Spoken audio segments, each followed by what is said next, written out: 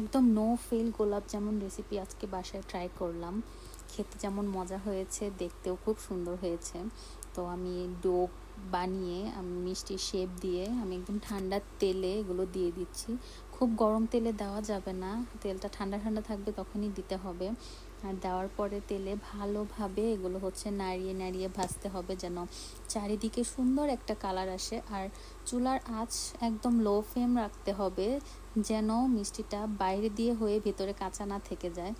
তো এই তো এরকম ঘুরিয়ে ঘুরিয়ে আপনারা এরকম কালার হয়ে আসলে সেটা চুলা থেকে নামিয়ে নেবেন। এর বেশি কড়া করতে যাবেন না কালারটা, তাহলে দেখা যাবে যে শিরায় দেওয়ার পরে কালারটা একটু চেঞ্জ হয়, তখন একদম কালো একটা কালার আসবে।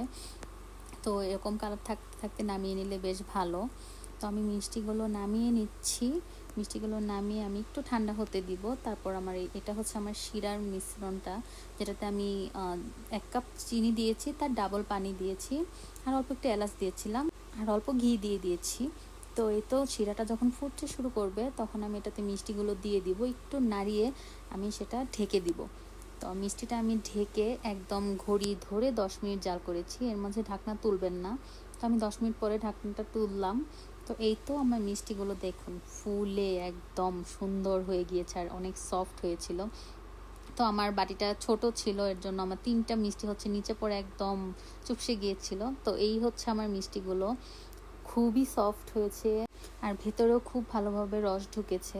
তো চুলা বন্ধ করার পরে আমি এটাকে আরও 1 ঘন্টা ঢেকে রেখেছিলাম। দেখুন আমার মিষ্টিটা কি পারফেক্ট হয়েছে। Thank you.